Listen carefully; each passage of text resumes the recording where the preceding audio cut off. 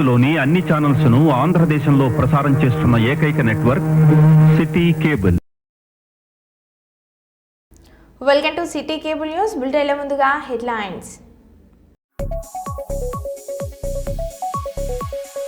HCU ఉదాంతంపై స్పందించిన రేణు దేశాయ్. పాపన్నగౌడ్ 315వ వర్ధంతి సభలో జేఏసీ చైర్మన్ అమరవేణి. విప్లవ గీతాలతో కామ్రేడ్ రేణక్కకు అరుణోదయ కళాకారుల నివాళులు.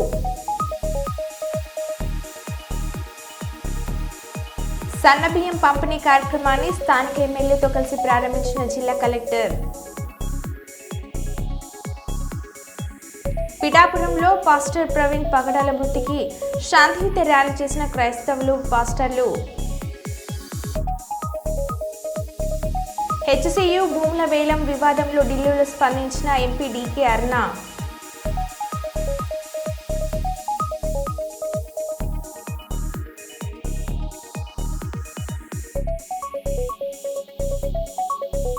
ఇక వివరాల్లోకి వెళ్తే జనియామ దేవరుప్పుల మండలం కడవెండి గ్రామంలో Maoist Dandakaranya special zone committee నాయకురాలు కామ్రేడ్ గుమ్మడవెల్లి రేణుక భౌతిక కాయాన్ని బంధుమిత్రుల కమిటీ నాయకులు, ప్రజా సంఘాల గ్రామస్తులు సందర్శించి పూలమాలలు వేసి నివాళులను అర్పించారు. రేణుక భౌతికాయం వద్ద పాటలతో అరుణోదయ కళాకారులు, ప్రజా సంఘాల నాయకులు నివాళులు అర్పించారు. రేణుక మృతదేహాన్ని చూసి గ్రామ ప్రజలు కన్నీటి పర్వంతమయ్యారు. అనంతరం కామ్రేడ్ రేణక్క అంతిమయాత్ర డప్పు చప్పుడు కోలాట బృందాలతో అశేష జనవాహిని మధ్య అంతిమయాత్ర ముగిసింది.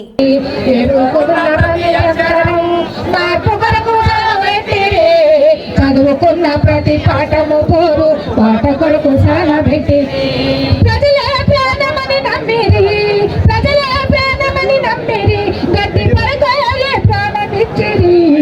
ఎవరో ఈ బిడ్డలు ఎవరో ఈ పలు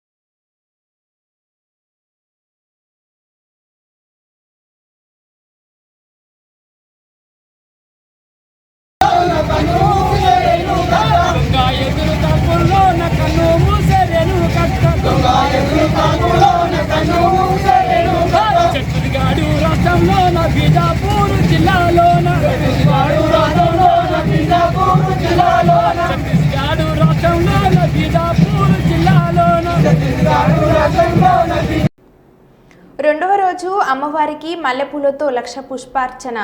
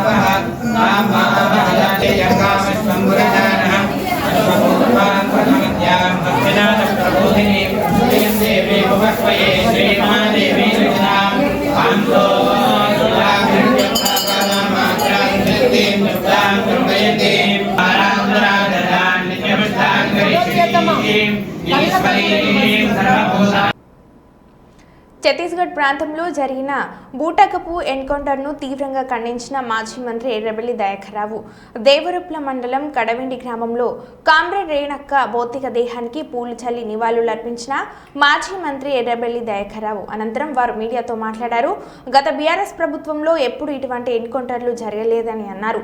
తెలంగాణ రైతంగా సాయుధ పోరాట యోధురాలు చిట్యాల ఐలమ్మ, షేక్ బదంగి దొడ్డి కొమరయ్య ఈ ప్రాంత అమరుల స్ఫూర్తితో గత బీఆర్ఎస్ పాలన కొనసాగిందని అన్నారు. ఇటువంటి బూటకపు ఎన్కౌంటర్లను తీవ్రంగా ఖండిస్తామని అన్నారు.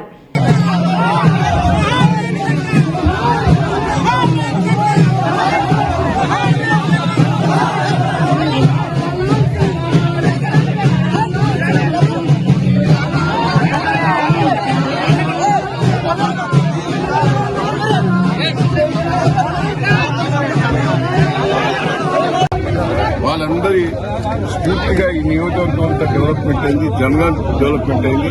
ఈ ఎన్కౌంటర్ను పాపం 35 సంవత్సరాల కింద ఎల్ఎల్బి చేసి మోడిబిడ్డ సంపాదించి చరిత్రలో మిగిలిపోయిన ఈ ముద్దుబిడ్డ ఈరోజు చనిపోవడం చాలా బాధాకరమైన విషయం.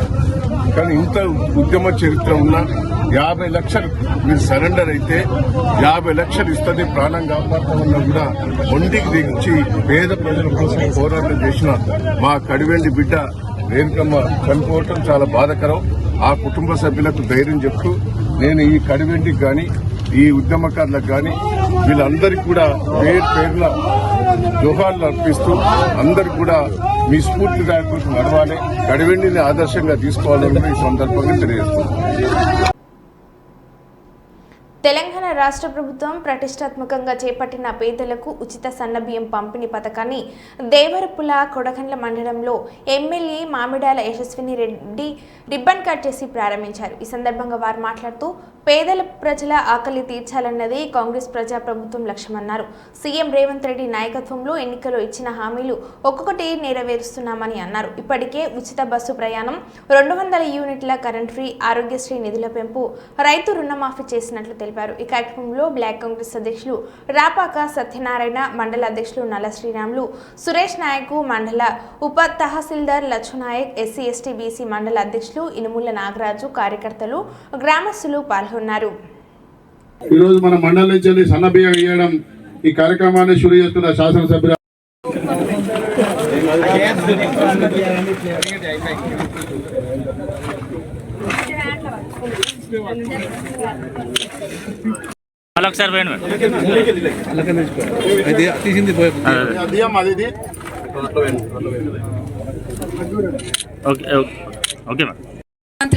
మంత్రులు ఆలోచన చేసి ఇట్లా సన్న బియ్యం ఇస్తే ఉపయోగపడుతుందని ఆలోచన చేసిండ్రు. మరి దొడ్డు బియ్యం ఇంతకుముందు వచ్చిన దొడ్డు బియ్యం ఎవ్వరు కూడా తినకపోయేటోళ్ళు చాలా మటుకు.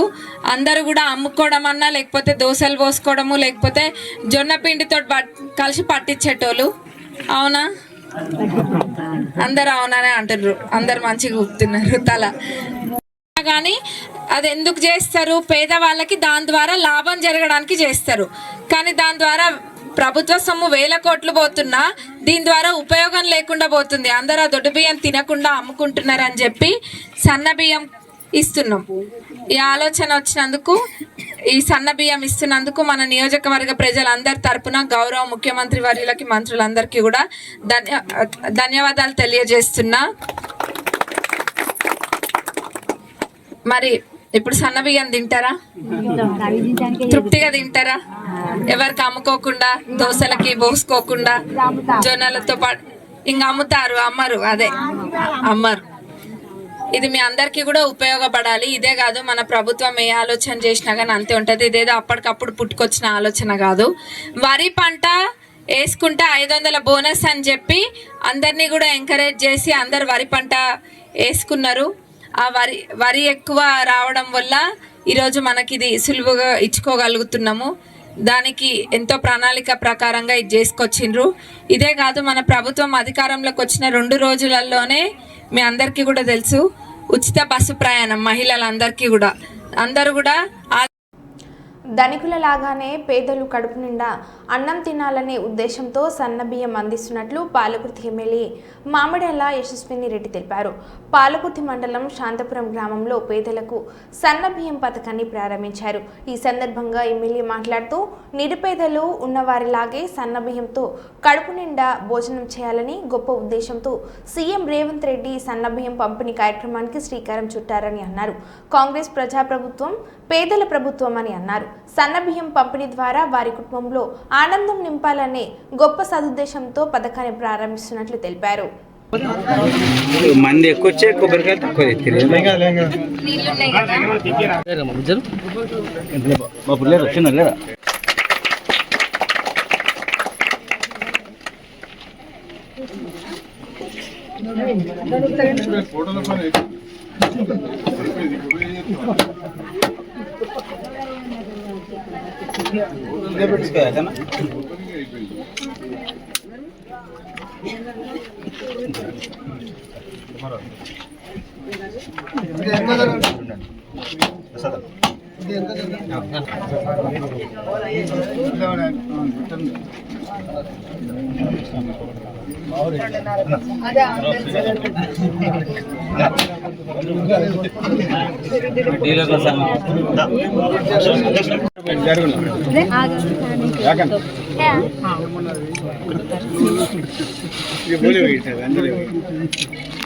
బెనిఫిషియర్ మేడం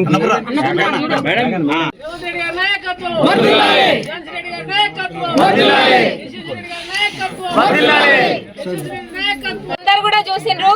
ఉగాది రోజు సన్న బియ్యము ఇది లాంచ్ చేసిండ్రు మంత్రివర్యులు, ఇంకా మన ముఖ్యమంత్రి గారు అందరు కలిసి కూడా.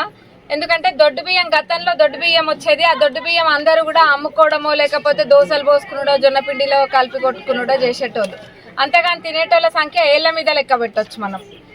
దాన్ని ఎవరు కూడా వాడకపోయేటోళ్ళు. ప్రభుత్వ సొమ్ము అంటే మనందరి సొమ్మే కదా, మన సొమ్మే.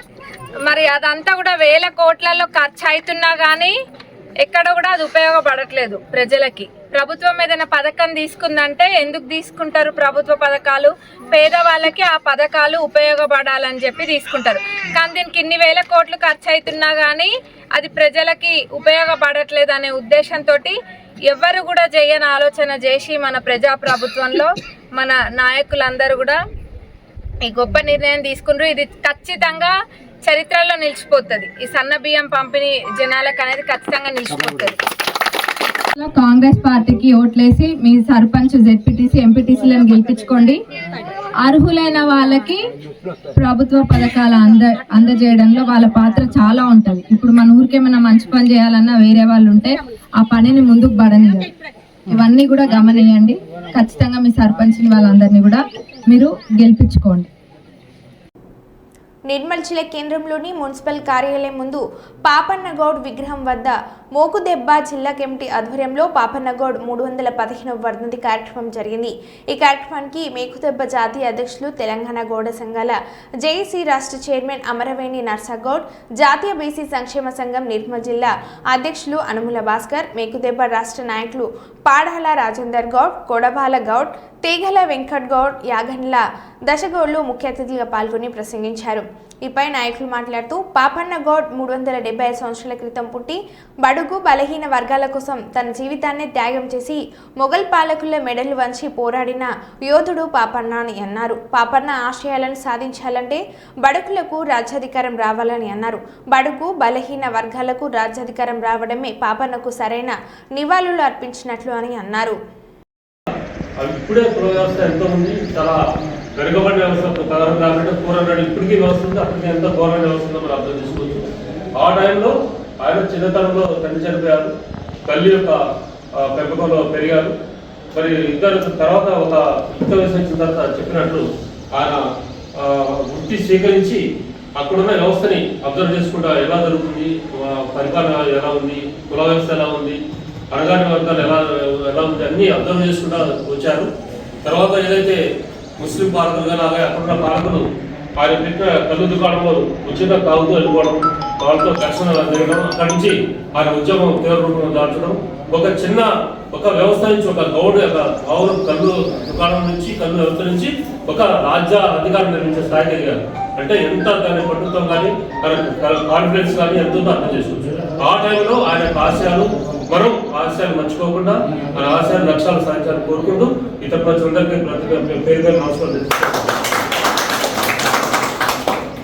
ఆర్గనైజేషన్ బీసీ డిపార్ట్మెంట్ కూడా సర్దార్ సర్వాయి పాపన్న గౌడ్ 315వ వర్ధంతి కార్యక్రమాన్ని జిల్లా కలెక్టరేట్లో అధికారికంగా గౌరవనీయులు అడిషనల్ కలెక్టర్ కిషోర్ కుమార్ గారి ఆధ్వర్యంలో, బీసీ వెల్ఫేర్ ఆఫీసర్ శ్రీనివాస్ గారి ఆధ్వర్యంలో పెద్ద ఎత్తున నిర్వహించడం జరుగుతుంది.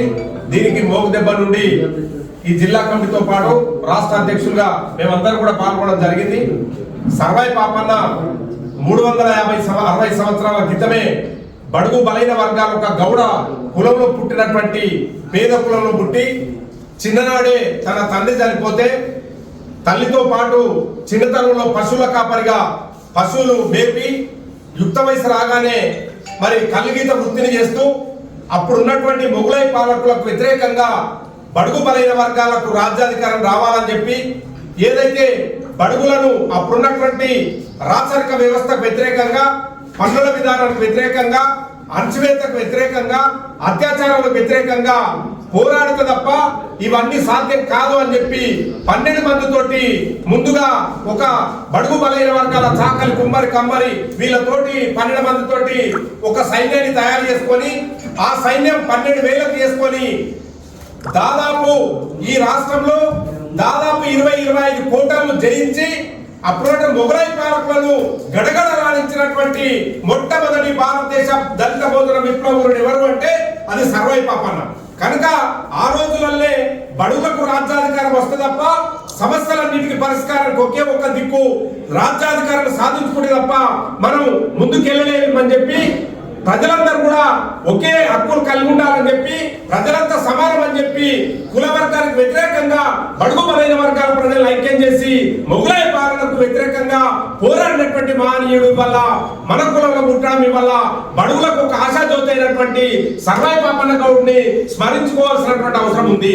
కనుక తను కన్న కళలు ఏదైతే బడుగు బలైన వర్గాలకు రాజ్యాధికారం రావాలని చెప్పి కళలు అన్నారో ఆ రాజ్యాధికార దిశగా ఈ రాష్ట్రంలో అగ్రవర్ణాలు కేవలం 7-8% ఉన్నటువంటి అగ్రవర్ణాలు ఉంటే 85% పైన ఉన్నటువంటి 90% ఉన్నటువంటి బడుగు బలైన వర్గాల ప్రజలందరూ కూడా ఐక్యమై సర్వాయి పాపన్న ఆశయాన్ని నెరవేర్చాలంటే రాబోయే రోజులలో ఈ రాష్ట్రంలో బీసీ ముఖ్యమంత్రి చేస్తూ బడుగు బలైన వర్గాల ప్రజలను ఐక్యం చేయాల్సినటువంటి అవసరం ఉంది. కనుక ఈ రోజు నుంచి మనం అందరూ కూడా కంగారం కట్టుకొని బడుగులకు రాజ్యాధికారం వచ్చే విధంగా బడుగులకు హక్కులన్నీ కూడా చెందే విధంగా మనం అందరం కూడా ముందుకెళ్లాల్సిన అవసరం ఉంది. కనుక ఆ దిశగా మనం అందరం కూడా కృషి చేయాలని కోరుతూ ఈ అవకాశం ఇచ్చిన మీ అందరికీ ధన్యవాదాలు.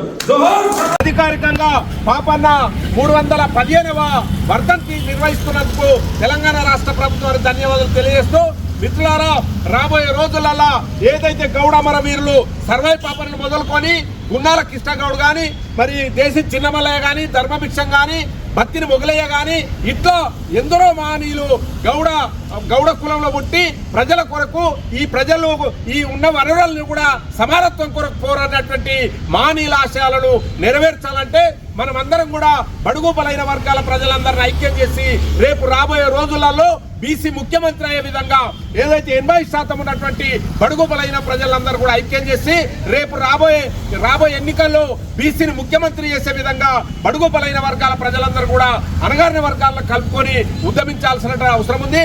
ఆ ఉద్యమించినప్పుడే ఏదైతే సర్వై పాపన్న ఆశయాన్ని నెరవేర్చినట్టు అవుతుంది కనుక ఈ రోజు నుంచి రేపు రాబోయే రోజులలో బడుగు బలైన వర్గాలకు రాజ్యాధికారం కొరకు అన్ని కింది కులాలందరూ కూడా ఐక్యమై పోరాడి సర్వై పాపన్న ఆశయాన్ని ముందుకు తీసుకెళ్లాలని చెప్పి సందర్భంగా కోరుతున్నాను. జోహర్ సర్వై పాపన్నకు, సర్దార్ సర్వై పాపన్నకు, పాపన్న గౌడ ఆశయాలను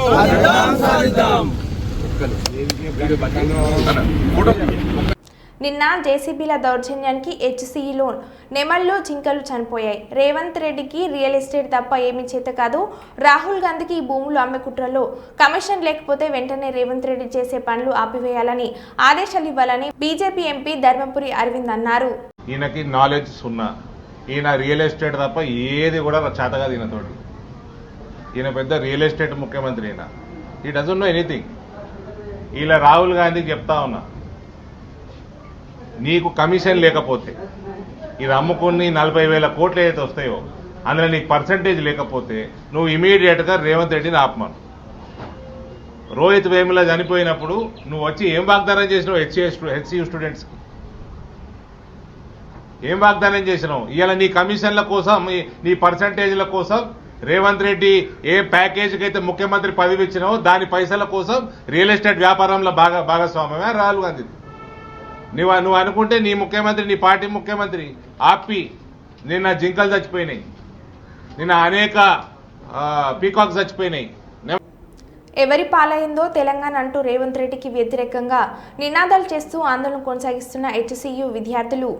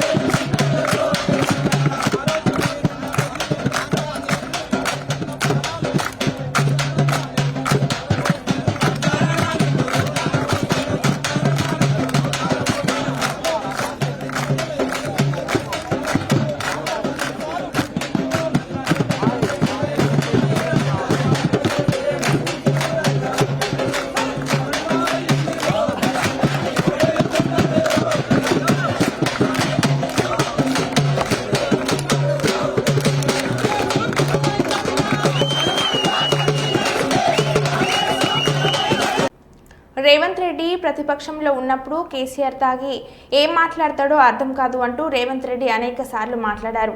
అదే రేవంత్ రెడ్డి ప్రస్తుతం తాగి ఏం మాట్లాడుతున్నాడో అర్థం కావడం లేదంటూ గుగ్లత్ సూర్యప్రకాష్ తీవ్రంగా మండిపడ్డారు. విద్యార్థులకు ఉన్నటువంటి ఆ యూనివర్సిటీ భూములను కూడా నువ్వు మింగేస్తే ఈరోజు విద్యార్థులు ఏ విధంగా చదువుకుంటారు? ఈరోజు మొన్ననే నువ్వు మాట్లాడినావు, గత ప్రభుత్వం అయినటువంటి కేసీఆర్ ప్రభుత్వం మీద ఏం మాట్లాడినావో ఒకసారి గుర్తు తెచ్చుకో. కేసీఆర్ తాగితే ఏం మాట్లాడతారో మర్చిపోతారు. కేసీఆర్ తాగితే నిన్న మాట్లాడింది, ఇవాళ మాట్లాడింది, రేపు మాట్లాడింది కూడా మర్చిపోతాడని చెప్పేసి నువ్వు అంటున్నావు. కాదు రేవంత్ రెడ్డి, నువ్వే ఈరోజు తాగుబోతావు ఉండే ఈరోజు నువ్వేం మాట్లాడుతున్నావు కూడా అర్థమయ్యేటువంటి పరిస్థితి ఈరోజు లేదు. నిన్ననే నువ్వేం మాట్లాడినావు? భూములను ఆక్రమిస్తే సహించేదిలేనన్నావు. ఇవాళ నువ్వే భూములు మొత్తం కూడా మింగేసేటువంటి పరిస్థితి చూస్తా ఉన్నావు. ఈరోజు ఫుట్బాల్ ఆడి ఆ ఫుట్బాల్ ఆడుతున్నటువంటి నేపథ్యంలో ఆ భూములను చూసి ఆ భూముల మీద కన్ను పెట్టుకొని ఆ భూములను ఈరోజు మింగేసేటువంటి పరిస్థితి ఈరోజు రేవంత్ రెడ్డి ప్రభుత్వం చేస్తూ ఉంది. కాబట్టి ఖబర్దార్ రేవంత్ రెడ్డి, ఈరోజు విద్యార్థులతో పెట్టుకుంటే ఈరోజు నువ్వు మొత్తం కూడా ఈరోజు విద్యార్థులను సమీకరించి నీ రాష్ట్ర ప్రభుత్వాన్ని కూల్చడం ఖాయమని చెప్పేసి ఈరోజు మేము హెచ్చరిస్తా ఉన్నాం. విద్యార్థుల పోరాటం, విద్యార్థుల రక్తం చిందని పోరాటం లేదు. విద్యార్థులు తలుచుకుంటే ఈ ప్రభుత్వం కూడా కూలగొడతామని చెప్పేసి ఈరోజు హెచ్చరిస్తున్నాం. అదేవిధంగా రాష్ట్రంలో విద్యార్థులను మొత్తం కూడా ఇక్కడికక్కడికి అరెస్ట్ చేసి ఈరోజు జైల్లో పెడుతున్నటువంటి పరిస్థితి ఈరోజు రేవంత్ రెడ్డి చేస్తా ఉన్నారు. మీరు జైల్లో పెట్టినంత మాత్రాన ఈ విద్యార్థి ఉద్యమాన్ని ఆపలేరు అని చెప్పేసి ఈరోజు మేము హెచ్చరిస్తున్నాం. కాబట్టి తక్షణమే మీరు ఏదైతే ఆ 400 ఎకరాల భూమిని మీరు గుంజుకుంటున్నారో తక్షణమే వెనక్కి తీసుకోవాలని ఈరోజు మేము డిమాండ్ చేస్తా ఉన్నాం. నా పేరు సూర్యప్రకాష్, DSF. మరో బులెటిన్లో మళ్ళీ కలుద్దాం. Stay tune.